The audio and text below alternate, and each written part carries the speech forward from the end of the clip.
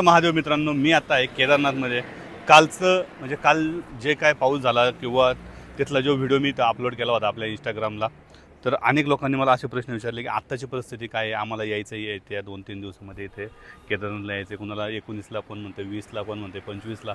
तर येणाऱ्या या 4-5 दिवसामध्ये ज्यांना यायचं आहे त्यांनी मला प्रश्न विचारले की नक्की काय झाले तर आणि कशी आत्ताची परिस्थिती आहे. तर मित्रांनो, मी आता सांगतो, मी आता आहे सोनप्रयागला.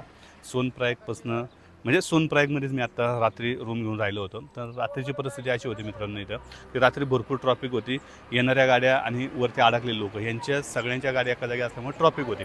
परंतु आता सकाळची परिस्थिती काय आहे तुम्ही असं म्हणसाल तर मित्रांनो, सकाळी मी तुम्हाला सांगतो, सकाळी लिटरली सकाळी सांगतो, जी वरनं लोकं खाली आले त्यांच्याशी माझं बोलणं आले आणि खालनं जी लोक वर चालले आहेत त्यांचं पण सांगतो मित्रांनो. आत्ता पूर्ण हा रूट ओपन झालेला आहे, टॅक्सी चालू आलेले आहे, त्याचबरोबर तिथले घोडे, खच्चर, पालखी हे सगळं चालू आलेलं आहे आणि इरेग्युलर लोक वरती दर्शनासाठी चालू आलेले आहे.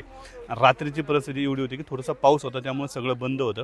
परंतु आत्ताची परिस्थिती अशी आहे की सगळं चालू आलेलं आहे. त्यामुळे तुम्ही येथे 1 दिवस असो किंवा पुढचे 2 दिवस, 4 दिवस, 5 दिवस जेव्हा तुम्हाला यायचं म्हणजे मी इथं निश्चिंत येऊ शकता. त्यामुळं ते डोक्यात ठेवा की तुम्हाला यायचं असेल तर तुम्ही येऊ शकताय. फक्त इथली परिस्थिती कशी आहे सांगतो, कधी काय होईल हे कुणाला माहिती नाही आहे. कारण काल आम्ही वरती दुपारी गेलो होतो त्यावेळेस काहीच नव्हतं, येतपर्यंतसुद्धा काही नव्हतं. मधल्या काही 15-20 मिनटांमध्ये इतका पाऊस झाला की सगळीकडे पाणीच पाणी झालं. त्यामुळे बिंदास तुम्ही येऊ शकताय. इथली परिस्थिती एकदम ओके आहे. ऊन बघू शकताय, पूर्ण ऊन पडलेलं आहे. त्यामुळे तुम्ही जर इकडे येणार असाल तर बिंदास या. आणि रस्त्यांवरती गाड्यासुद्धा, वाहतूकसुद्धा चालू आलेली आहे. फक्त एवढीच एक हे आहे की तुम्ही या ठिकाणावर जे टॅक्स आहे या टॅक्सांचं प्रमाण म्हणतात लोक जास्त आहे, परंतु इथं ज्या प्रमाणात लोक येतात त्या लोकांच्या प्रमाणात मला वाटतं टॅक्स कमी आहे.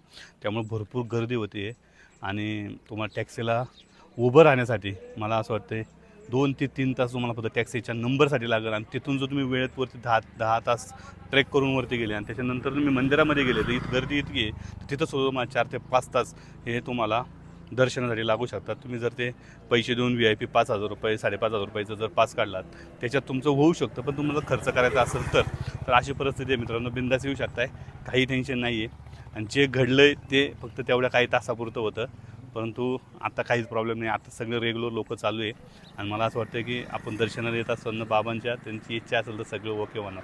तर तुम्ही बिंदास येऊ शकताय. फक्त थोडंसं गर्दीचं भान ठेवा, गर्दी भरपूर आहे.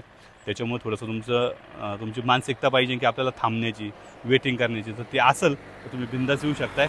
हर हर महादेव. अजून काही विचारायचं असेल तर बिंदास तुम्ही इंस्टाग्रामला मला मेसेज करा आणि किंवा मला इंस्टाग्रामला कॉल जरी केला तरी आपण बोलू. काही परिस्थिती असू दे मी तुमच्या संग शेअर करतो. बाय.